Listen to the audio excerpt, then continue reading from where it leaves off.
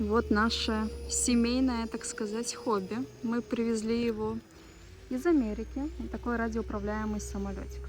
Мы сейчас проживаем в Польше. И буду говорить за Польшу, что чтобы летать на таком самолетике, нужно иметь лицензию, которую ты сдаешь онлайн.